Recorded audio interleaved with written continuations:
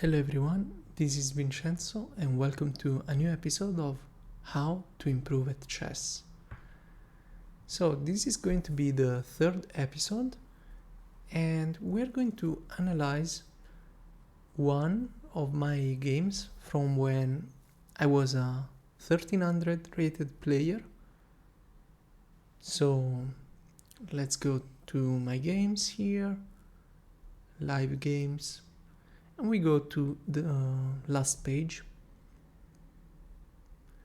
and as you can see here I have 3 games where I was rated 1300, and then after these 3 games I got to 1400. So I have looked at these games, but as you can see 2 of them have a lot of moves, so we are not going to analyze all 3 games, but I like to analyze just this one. It was a draw, a 51 moves draw, by the way, and the accuracy was very high, to be honest, for a 13 and a 1400 rated player. So we're going to analyze this game, and as you can see the accuracy changed quite a bit, it's like 10% less. So I wanted to analyze this game because as you can see from the analysis I was losing for most of the game. In fact, my best advantage was just +1, whereas my opponent had an advantage like of +6, -6, but I managed to draw the game. So yeah, we're going to analyze this game. I'm going to tell you where I could have played better, and I'm going to share some tips with you that hopefully are going to improve your chess. Oh, and by the way, Stockfish 15 is available on chess.com, so very cool. But anyway, let's start with the analysis. So d4, d5, bishop f4, the London system. Now c6, which is a book move, but I don't really recommend it because it's probably too solid to play against the London. So c5 is probably better. You want to strike in the center as soon as possible. Maybe not now, it is a move now, but white can take, and then you have to know why you sacrificed a pawn, right? So maybe you want to go e6 first and then c5, I don't know, knight f6 is a move. There are plenty of ways of playing against the London. c6 is a bit too solid in my opinion, but okay, that's okay. Now e3, standard move. Okay, now my opponent decided to play e6, although the bishops, the light square bishop, as you can see, is blocked, so it's kind of like a French bishop, but white has a pawn on e3. So okay, here the engine wants to strike immediately in the center, which is fine. I mean, you can play it, but you can see that the difference here, the evaluation is very slight difference. So as I said in my previous episode of this series, when you learn an opening, stuck to it, right? Probably stick to it. Yeah, stick to it, because when you are 1300 you want to practice a lot in a few openings, and then you can finally start playing new ones. Anyway, my opponent developed, good move. Now I strike in the center with c4 because I kind of felt like this was the best move because this pawn is so passive, so I might as well take more space and attack the center. Now my opponent didn't take, so that's great because usually you don't want to help your opponent to develop their pieces. But okay, now I go here because I was afraid of this move, okay? And it is excellent, okay? But there is no real danger because look at this line. If knight here, of course if I go back, my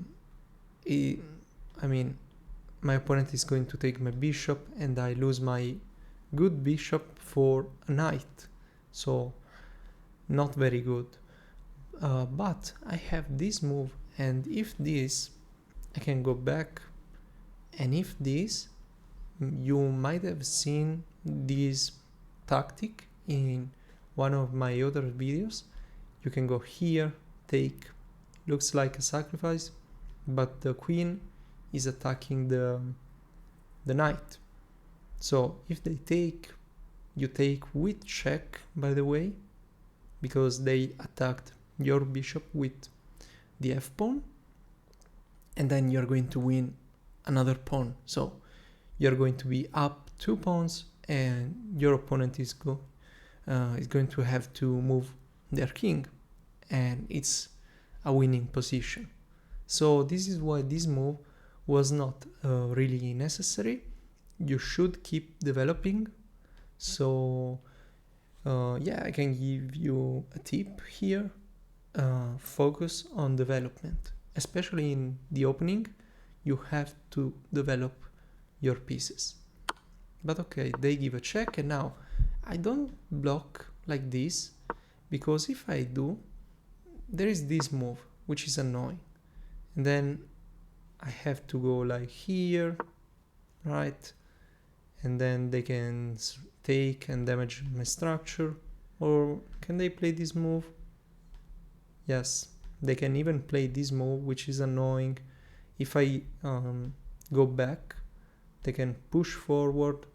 Yes, sacrifice a pawn, opening my rook, but I mean, my pawn structure is kind of bad. They can take, So this is why I blocked like this, so that if they jump their knight in, like they did, I can recapture with my knight. And I can also kick this bishop and trade the bishop for the knight. You see? a3 is best. Now my opponent takes with the knight, and I took back, but I'm wondering if I can take like this. Is this a blunder? They go simply back, maybe. They take here. I don't know, what does Stockfish 15 think about this? Okay, taking with the knight is better. Oh yeah, because they don't take the knight or the pawn, but they take the bishop and your king has to move. Yeah, okay. Then they're going to take this, and now these pawns are very weak.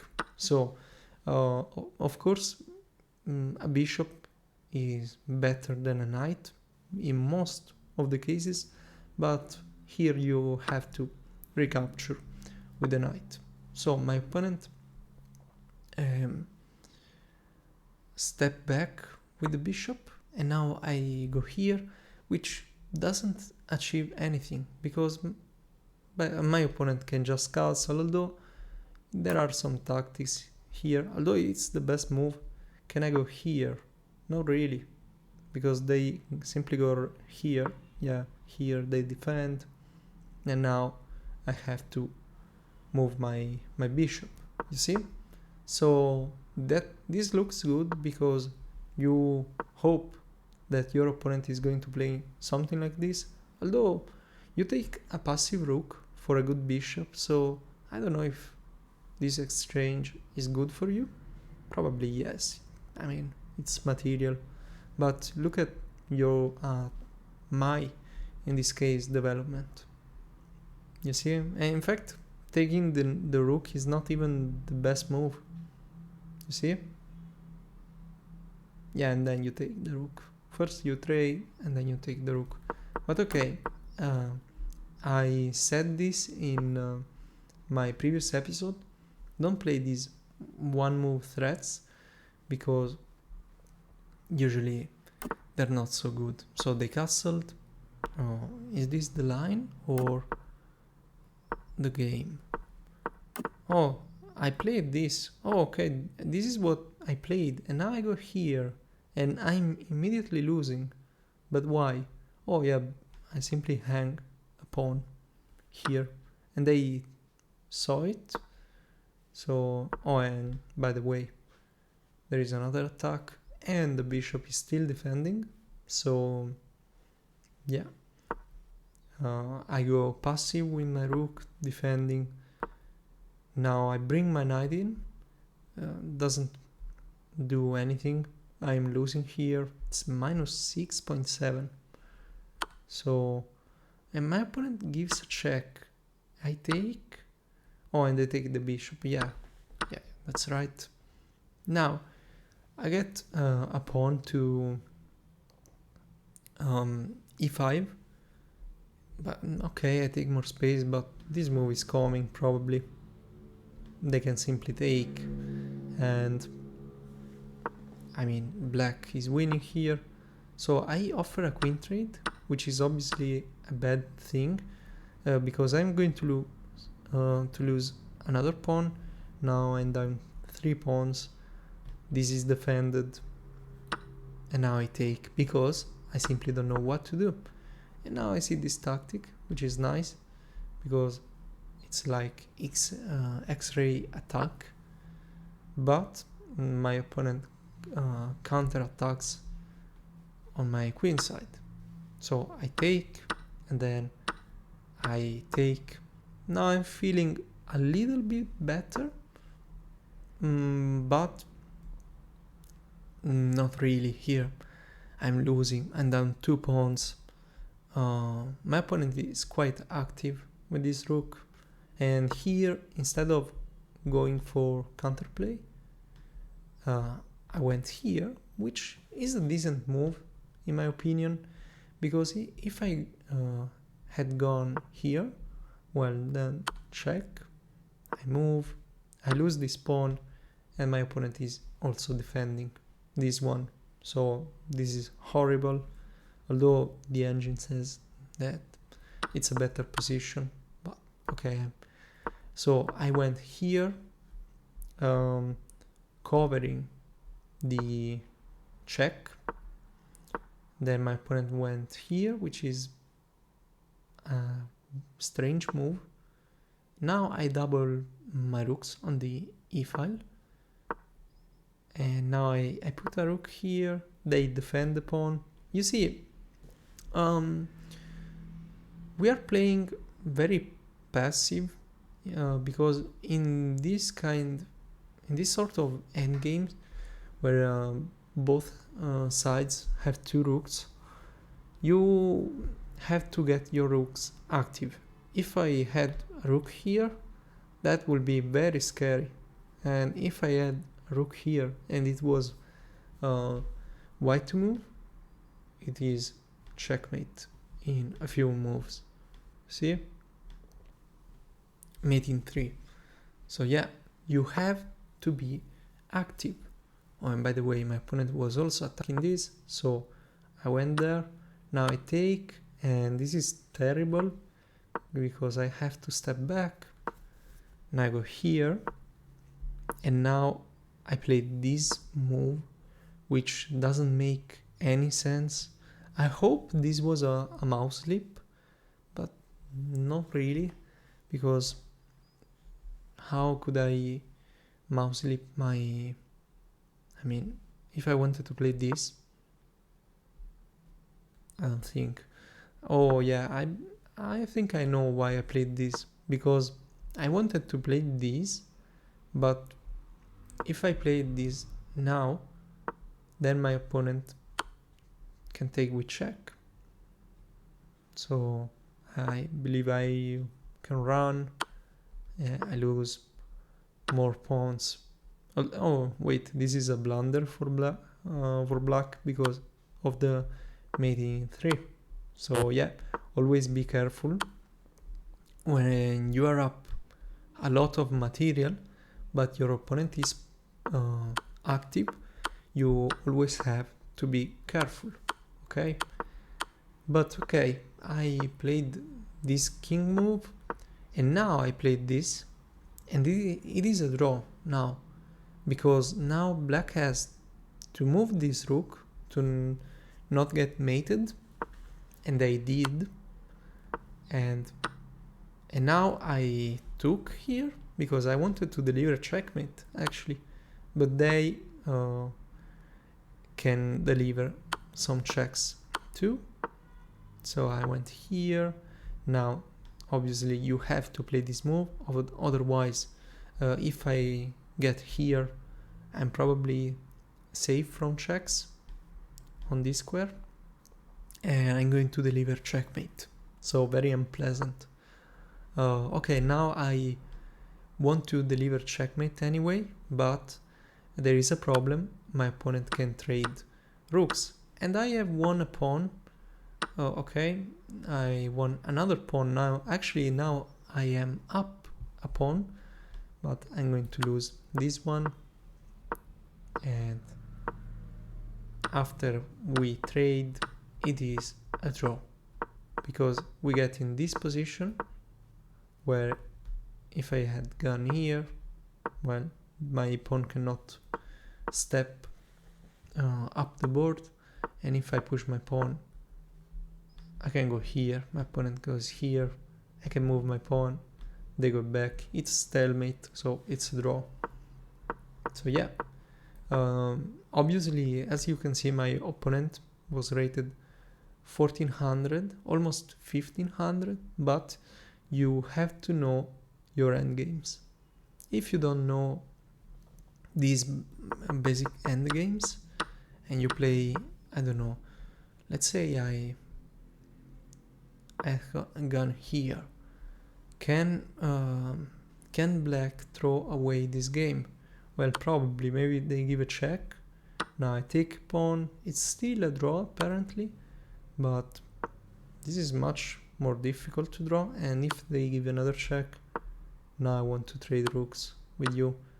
You see, you can blunder so badly in these endgames, so take your time to calculate. As you can see, it was a 15 plus 10 minute, and let's see how much time my opponent spent on capturing the rook. So they spent 4 seconds. So I don't believe they calculated that this was a draw. So you can mess it up. So if you have 12 minutes, take your time before playing a move, because you can blunder so badly, and actually even taking opposition is a draw because you cannot control the promoting square, so there is no way. But okay, the game ended here in this position where I was so close from winning, but there was no way. You see, if you go here it's stalemate, if you go here you lose your pawn. Yeah, this was a very nice game, I believe, because yeah, it was a draw, but it was nice for me because I was losing so much for the whole game, and I played 84% accuracy, which is great at this level, I believe. I mean, I'm not playing lately. I've been playing real bad, probably with lower accuracy than this. So yeah, I hope you enjoyed this episode. I hope you learned some new things.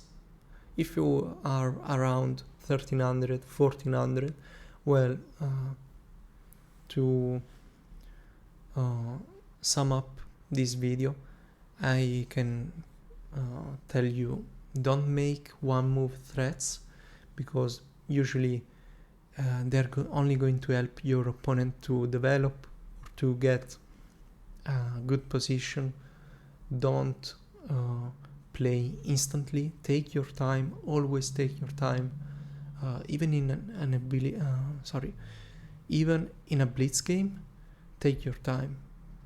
I mean, not too much time. You don't want to lose on time, but you have to calculate in key positions. Otherwise, you're going to lose. So yeah, and of course, study your openings, at least one or two. As I said in my previous videos, 1 or 2 openings, it's fine. You have to know them, but also study some endgames. And here on chess.com you can study a lot of lessons, because there is a great lesson section here. In fact, if I click, I'm going to show you some of the lessons I've studied. So now I know that a free account only has 1 free lesson per week. Well, I have 3, which is not that much, but well, it's still something. And I did a lot of lessons, more than 100. So yeah, you can see here in my bookmarks, I saw this series of lessons, which is by Alexandra Kostenyuk, very strong player, and she teaches in this series basic checkmates, and also difficult ones like the knight and bishop mate, which I did a video on my channel. Check it out. It's a very cool video, and actually I don't teach the mate, but it was my friend Yaswant who taught the mate to me in that video. So definitely check it out. And yeah, this is one of the lessons I want to study when I have time. I'm also watching these videos. Mehmet Yarov teaches dynamic pawn play. Very interesting, but very difficult lessons, because Shakhriyar Mamedyanov is a very strong player. And this is very interesting too. Maybe not too useful if you want to study chess, but it's very interesting. And it is the complete history of computer chess. So ever since the first engine all the way to AlphaZero, Stockfish. Very interesting. This one is very nice too, but very difficult, because Fabiano Caruana, very strong player. I've studied this lesson, Advanced Bone Cloud Theory, which is very funny, but it's actually very high level bone cloud, because it's not the bone cloud that you can see when Hikaru plays Bullet, but it's actually very strong players playing king moves with a point, let's say. How to be materialistic in chess, very nice lesson. It teaches you that sometimes you don't have to be afraid if you can win material, but you have to calculate. This was cool, but it's not a lesson, so don't waste your free lesson on this, because there are no videos. It's just you playing some moves. Very interesting. Anatoly Karpov is one of my favorite chess player.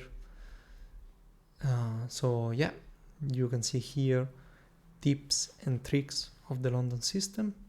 Very nice lesson. If you want to learn more about the London system, well, you have to watch this lesson and also this one, London system for the busy chess player, by the Ginger GM. Very nice video, and actually I started playing the London after watching this video. And then there is this one, which are practical lessons, so no videos, just practice. Here, Why Simon Loves the French Defense, also by the Ginger GM, and actually I should watch this again because I'm kind of forgetting my openings, so I should watch that. Here another lesson by the Ginger GM, Nakamura's King's Indian Defense. I've been trying to learn the King's Indian Defense, but it's quite difficult, so I don't really play it. I always go d4, d5. You know, sometimes I play it in blitz, but it's very complicated. So yeah, I just wanted to show you some of my lessons, and well, I believe this is everything for this video. Thanks for watching and see you in the next one.